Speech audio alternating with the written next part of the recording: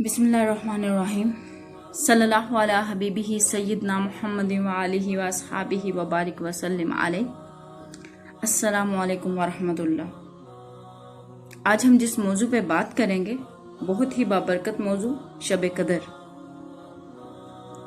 हम जानेंगे कि शब कदर है क्या और शब कदर के बारे में कुरानी तालीमात क्या हैं,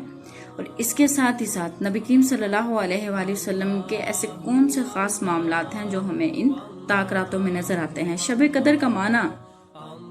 शब मतलब रात, कदर मतलब एक खास रात, एक तकदीर लिखी जाने वाली रात, और एक वो रात जो 1000 महीनों से बेहतर है। शब कदर बड़ी बाबरकत रात है और इसलिए इसको शब कदर कहते हैं, और इसी शब में साल भर के अहकामात नाफज किए जाते हैं। अल्लाह ताला कुरान मजीद फुरकान हमीद में इरशाद फरमाते हैं, इन्ना अंजलनाहु फी लैलतुल क़द्र वमा अदराका मा लैलतुल क़द्र लैलतुल क़द्रि खैरुम मिन अल्फि शहर तनज़्ज़लुल मलाइकतु वर्रूहु फीहा बिइज़्नि रब्बिहिम मिन कुल्लि अम्रिन सलाम हिया हत्ता मतलाइल फज्र। बेशक हमने इसको नाजिल किया लैलतुल क़द्र में। ये आपसे पूछते हैं कि लैलतुल क़द्र है क्या। लैलतुल क़द्र वो रात है जो 1000 महीनों से अफजल है, और इस रात फरिश्ते नाज़िल किए जाते हैं, और इसके साथ ही साथ रूहुल अमीन भी हज़रत जिब्राईल अलैहिस्सलाम अल्लाह के हुक्म के साथ और सलामती लेकर बिइज़्नि रब्बिहिम मिन कुल्लि अम्रिन सलाम। और कब तक वो रहते हैं, या हत्ता मतलाइल फज्र, जब तक कि फजर तुलू नहीं होती।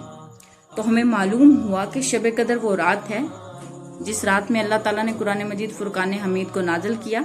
और उसके साथ ही साथ हमें यह मालूम होता है कि इस रात में अल्लाह ताला के फरिश्ते कुछ अहकामात लेके इस रूए ज़मीन पर उतरते हैं। फिर अल्लाह ताला ने इसी रात का जिक्र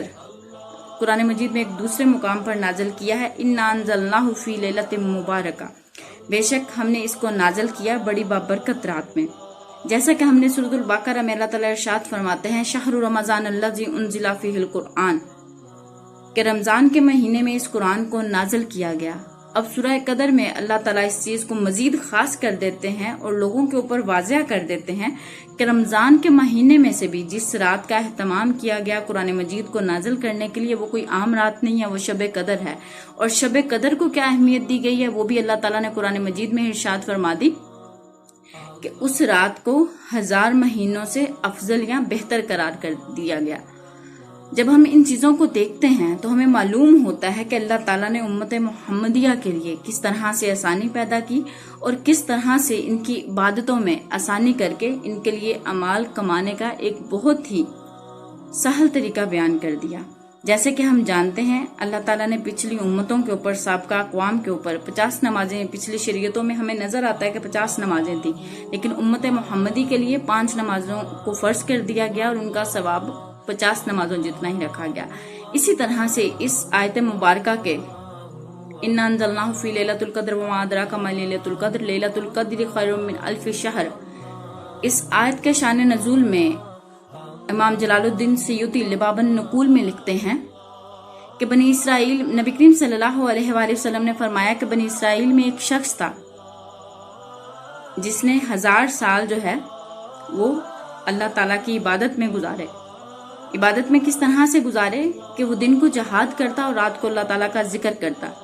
जब सहाबा कराम ने ये बात सुनी तो उनके दिल में ख्वाहिश और तमन्ना पैदा हुई, तो उन्होंने रसूलुल्लाह सल्लल्लाहु अलैहि वसल्लम से फरमाया कि काश हम भी ऐसा कर सकते। तो अल्लाह ताला ने आयत मुबारका नाज़िल फरमाई, और इस रात को लोगों से मख्फी इसलिए रखा गया ताकि हम ताक रातों में इबादत कर सकें। अगर इस रात की निशानदेही कर दी जाती, बता दिया जाता कि ये 21वीं रात है, 23वीं रात है, 25वीं रात है, या 27वीं रात है, या 29वीं, तो लोग उस तरह से अल्लाह ताला की इबादत ना करते उन ताक रातों में, या उस तरह से लोग अल्लाह ताला की रहमत या अल्लाह ताला का कुर्ब ना हासिल करते। तो अल्लाह ताला ने इस रात को मख्फी रखा, लेकिन बता दिया गया कि रमजान के आखिरी अशरे में। अब इस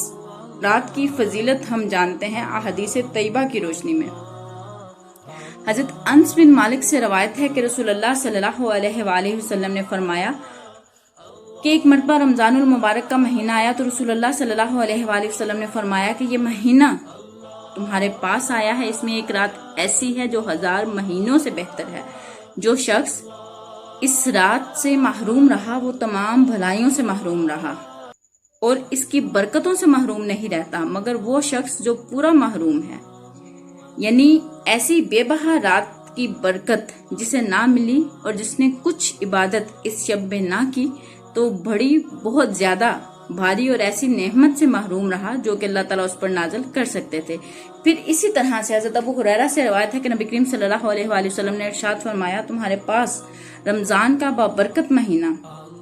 آیا ہے جس کے روزے اللہ تعالیٰ نے تم پر فرض کر دیے ہیں۔ اس مہینے میں اللہ تعالیٰ کی ایک خاص رات ہے جو 1000 مہینوں سے بہتر ہے۔ جو شخص اس کی بلائی سے محروم رہا وہ ہر بلائی سے محروم رہا۔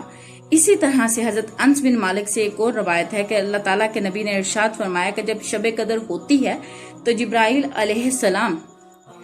فرشتوں کی ایک جماعت کے ساتھ آتے ہیں، ہر اس بندے پر رحمت بھیجتے ہیں یا اس کی بخشش کی دعا کرتے ہیں جو کھڑے ہو کر، بیٹھ کر، لیٹ کر یا کسی بھی حالت میں اللہ تعالیٰ کا ذکر کرتا ہے، اس کی عبادت کرتا ہے۔ پھر جب ان کی عید کا دن ہوتا ہے تو حق تعالیٰ اپنے بندوں کے سبب اپنے فرشتوں کے سامنے فخر کرتا ہے اور کہتا ہے کہ اے میرے فرشتوں، اس مزدور کی اجرت کیا ہے جس نے اپنا کام پورا کر دیا ہے؟ اے میرے فرشتوں، اے میرے غلاموں اور اے میری لونڈیوں، تم نے اپنا فرض ادا کر دیا ہے۔ پھر وہ گھروں سے دعا کے لیے عیدگاہ کی طرف نکلے۔ قسم ہے اپنی عزت کی، اپنے جلال، اپنی بخشش، اپنے کرم، اپنے بلند مرتبہ کی، اللہ تعالیٰ فرماتے ہیں کہ میں ان کی دعا ضرور قبول کروں گا۔ پھر حق تعالیٰ فرماتے ہیں کہ اے میرے بندوں، اپنے گھروں کی طرف لوٹ جاؤ، میں نے تم کو بخش دیا اور تمہاری برائیوں کو تمہاری نیکیوں میں تبدیل کر دیا۔ رسول اللہ صلی اللہ علیہ وآلہ وسلم نے فرمایا کہ بندہ مومن پھر اپنے گھر کی طرف یا گھر کی طرف اس حالت میں لوٹتا ہے کہ اس کے تمام گناہ جو ہیں وہ بخش دیے جاتے ہیں۔ پھر اسی طرح سے ہمیں قرآن مجید کی آیت مبارکہ سے معلوم ہوا کہ اس رات میں اللہ تعالیٰ کے فرشتے بھی اترتے ہیں، اور وہ فرشتے کس کے حکم سے اترتے ہیں یہ بھی ہمیں قرآن مجید سے معلوم ہوا کہ اللہ تعالیٰ کے حکم کے ساتھ۔ اور کیا لے کے اترتے ہیں؟ سلامتی لے کے اترتے ہیں۔ اور کب تک وہ رہتے ہیں؟ جب تک طلوع فجر نہیں ہوتی۔ تو ان تمام تر چیزوں کو دیکھتے ہوئے ہمیں معلوم ہوتا ہے کہ یہ کتنی بابرکت رات ہے۔ اگر اللہ تعالیٰ نے ہم اس رات کو جاگنے کی توفیق دی ہے یا اس رات میں نیک اعمال کرنے کی توفیق دی ہے تو میرے خیال سے ہمیں ان گھڑیوں کو ضائع نہیں کرنا چاہیے۔ اسی طرح سے حضرت عائشہ سے روایت ہے کہ نبی کریم صلی اللہ علیہ جب رمضان کا عشرہ اخیر شروع ہوتا تو نبی کریم صلی اللہ علیہ وآلہ وسلم کمر کس لیتے اور شب بیداری کرتے۔ کمر کس لینے سے مراد ہے کہ آپ ایک شیڈول بنا لیتے، اپنے آپ کو اس چیز کے لیے تیار کر لیتے کہ آپ نے اس مہینے میں، اس عشرے میں جاگنا ہے اور بہت زیادہ عبادت کرنی ہے، اور آپ اپنے آپ کو عبادت میں مشغول کرتے۔ اس کے ساتھ ہی ساتھ آپ ازواج مطہرات کو، امہات المومنین کو بھی اور دوسرے متعلقین کو بھی جگا دیتے تاکہ وہ ان برکتوں والی رات اور سعادتوں والی رات میں حصہ لیں۔ یہ حدیث مبارکہ بخاری میں بھی روایت کی گئی ہے، مسلم میں بھی روایت کی گئی ہے۔ پھر اس کے ساتھ ہی ساتھ حضرت عائشہ سے روایت ہے کہ رسول اللہ صلی اللہ علیہ وآلہ وسلم نے فرمایا کہ شب قدر کو تلاش کرو رمضان کی آخری طاق راتوں میں سے۔ اس حدیث مبارکہ کو بھی صحیح بخاری میں روایت کیا گیا ہے۔ یعنی کہ پورے رمضان میں ہمیں، بے شک پورے رمضان میں بھی عبادت کرنے کا ثواب 70 گنا زیادہ ہے۔ آپ کوئی بھی نیکی کرتے ہیں، کوئی بھی صدقہ خیرات کرتے ہیں، اس کا ثواب 70 گنا ہے، لیکن اس میں سے بھی خاص کر دیا گیا طاق راتوں کو۔ ان طاق راتوں کی فضیلت ہمیں قرآن سے معلوم ہوتی ہے، قرآن کے ساتھ ہی ساتھ ہمیں احادیث طیبہ سے معلوم ہوتی ہے۔ پھر اسی طرح سے ان طاق راتوں میں سے کسی ایک کا تعین اس لیے نہیں فرمایا گیا کہ تاکہ ہم زیادہ سے زیادہ نیکیاں کما سکیں، تاکہ ہم زیادہ سے زیادہ اللہ تعالیٰ کا قرب حاصل کر سکیں، کیونکہ اللہ تعالیٰ قرآن مجید میں کہتے ہیں کہ فَاذْكُرُونِي يَذْكُرْكُمْ، تم مجھے یاد کرو میں تمہیں یاد کروں گا۔ تو اللہ تعالیٰ کا قرب حاصل کرنے کا بہترین ذریعہ نوافل ہیں، تلاوت قرآن مجید ہے، اور اس طرح سے ذکر و اذکار ہے۔ حضرت عائشہ سے روایت ہے کہ نبی کریم صلی اللہ علیہ وآلہ وسلم سے میں نے عرض کیا کہ مجھے بتائیے کہ اگر مجھے معلوم ہو جائے کہ شب قدر کیا ہے یا شب قدر کون سی رات ہے تو اس رات میں کیا عرض کروں اور کیا اللہ سے دعا مانگوں؟ تو نبی کریم صلی اللہ علیہ وآلہ وسلم نے فرمایا کہ اللہ سے یہ دعا مانگو، اللہم انک عفو تحب العفو فاعف عنی، اے اللہ تو بہت معاف فرمانے والا ہے اور معاف کرنا تجھے پسند بھی ہے، تو میری خطائیں معاف فرما۔ اس حدیث مبارکہ سے ہمیں معلوم ہوتا ہے کہ اللہ تعالیٰ چاہتے ہیں کہ بندہ اپنے گناہوں پر اللہ عز و جل سے معافی مانگے اور 12 بار اس کی بارگاہ میں جھکے اور اللہ تعالیٰ سے اپنی خطاؤں پر شرمندہ ہو کر جب انسان معافی مانگے گا تو اللہ تعالیٰ اس کو معاف کریں گے۔ اب ہم یہ جانتے ہیں کہ اس رات میں کون سے ایسے لوگ ہیں جن کی بخشش نہیں ہوگی۔ حدیث طیبہ میں آتا ہے کہ 4 قسم کے لوگ ہیں جن کی شب قدر یا طاق راتوں میں جاگنے کے باوجود بھی بخشش نہیں ہوگی جب تک کہ وہ توبہ نہیں کریں گے۔ سب سے پہلے ماں باپ کا نافرمان، پھر اس کے ساتھ ہی ساتھ شراب پینے والا، جو حدیث میں الفاظ ہیں وہ شراب کے ہیں، لیکن شراب جو ہے وہ انسان کے جسم کو نشہ دیتی ہے، تو اس سے مراد یہ ہے اس کی علت کو، مشترک علت کو دیکھتے ہوئے تو وہ تمام تر چیزیں استعمال کرنے والا جو چیزیں انسان کے جسم کو نشہ دیتی ہیں، جیسے کہ افیون ہے، پھر اس کے ساتھ ہی ساتھ چرس ہے، یا لوگ آج کل کے دور میں ٹیبلٹ استعمال کرتے ہیں، یعنی کہ ہر وہ تمام اشیاء جو نشہ آور ہیں، جو آپ کے جسم کو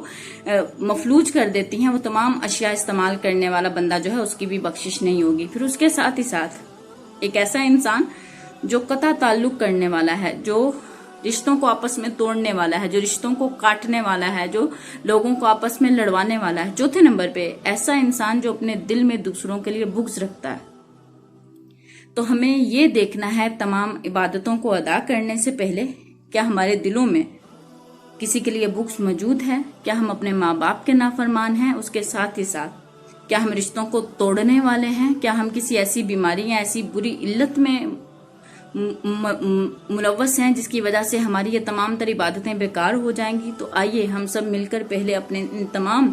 گناہوں سے توبہ کریں، جس میں ماں باپ کی نافرمانی ہے، جس میں رشتوں کو توڑنا ہے، رشتوں کو آپس میں ایک دوسرے سے جدا کرنا ہے، اور اسی طرح سے اپنے دل میں بغض رکھنا ہے لوگوں کے لیے۔ تو یاد رکھیے گا، انسان اپنا لباس بہت صاف ستھرا رکھتا ہے صرف اس لیے کہ لوگوں نے دیکھنا ہوتا ہے۔ انسان اپنی ظاہری خوبصورتی کا بہت زیادہ خیال رکھتا ہے، لیکن اپنے باطن کی خوبصورتی کا کبھی بھی خیال نہیں کرتا۔ اور افسوس ہے اس بات پر کہ ہمارا باطن ہمارے رب کی اماجگاہ ہے، ہمارا دل ہمارے رب کا گھر ہے۔ وَنَحْنُ أَقْرَبُ إِلَيْهِ مِنْ حَبْلِ الْوَرِيدِ۔ اللہ کہتا ہے کہ میں انسان کی شرک سے بھی زیادہ قریب ہوں۔ اور پھر اسی طرح سے قرآن مجید میں ایک اور آیت مبارکہ ہے، وَإِذَا سَأَلَكَ عِبَادِي عَنِّي فَإِنِّي قَرِيبٌ أُجِيبُ دَعْوَةَ الدَّاعِ إِذَا دَعَانِ فَلْيَسْتَجِيبُوا لِي، کہ یہ سوال کرتے ہیں کہ میں بندے کے کتنا قریب ہوں، تو میں ان کے قریب ہی ہوں، اور جب یہ مجھے پکارتے ہیں تو میں ان کی پکار سنتا ہوں۔ یہ اس آیت کا مفہوم مبارک ہے۔ تو انسان کے دل میں رب رہتا ہے، تو ہمیں اپنے دل کو بغض سے صاف کرنا ہے، ماں باپ کی نافرمانی سے صاف کرنا ہے، اور ہمیں کوشش کرنی ہے کہ ہم اللہ تعالیٰ کا قرب حاصل کرنے کے لیے اپنے دل کو پاک صاف کریں۔ آئیے ہم سب مل کر کوشش کرتے ہیں کہ اپنے گناہوں سے توبہ کریں، اور پھر ان طاق راتوں میں جاگ کر اپنے گناہ بخشوائیں، اپنے گناہوں کی معافی طلب کریں، تاکہ ہم بروز قیامت اللہ کی بارگاہ میں سرخرو ہو سکیں۔ اور اللہ تعالیٰ نے جو ہمیں ایک قیمتی موقع دیا ہے زندگی کی صورت میں، عمر کی صورت میں، ہمیں رمضان بخشا، رمضان کے ساتھ ہی ساتھ ہمیں یہ طاق راتیں بخشی، تو ہمیں چاہیے، ویسے سب سے بہترین طریقہ تو یہ ہے کہ ان طاق راتوں میں اعتکاف کیا جائے، جو کہ نبی کریم صلی اللہ علیہ وآلہ وسلم کی سنت مبارکہ تھی، کہ آپ ان طاق راتوں میں باقاعدہ سے اعتکاف کرتے، اور اعتکاف کرنے میں آپ کے معاملات جو تھے وہ احادیث میں بیان کر دیے گئے ہیں کہ نبی کریم صلی اللہ علیہ وآلہ وسلم کے معاملات کیا تھے۔ تو اگر ہم اعتکاف نہیں کر سکتے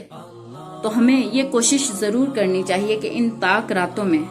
ہم قرآن پڑھیں، ہم نوافل کا اہتمام کریں، اس کے ساتھ ہی ساتھ ہم غسل کریں، اپنے آپ کو پاک صاف کریں، اپنے دل کو پاک صاف کریں، اور پھر اپنے رب کی طرف لو لگانے کی کوشش کریں۔ اللہ تعالیٰ سے دعا ہے کہ اللہ تعالیٰ ہمیں ان طاق راتوں میں اپنی عبادت کرنے کی توفیق دے، اس کے ساتھ ہی ساتھ ہمیں اپنے گناہوں پر شرمندہ ہونے کی توفیق دے، اور ہمارے تمام صغیرہ کبیرہ گناہوں کو معاف فرمائے۔ وما علینا الا البلاغ المبین۔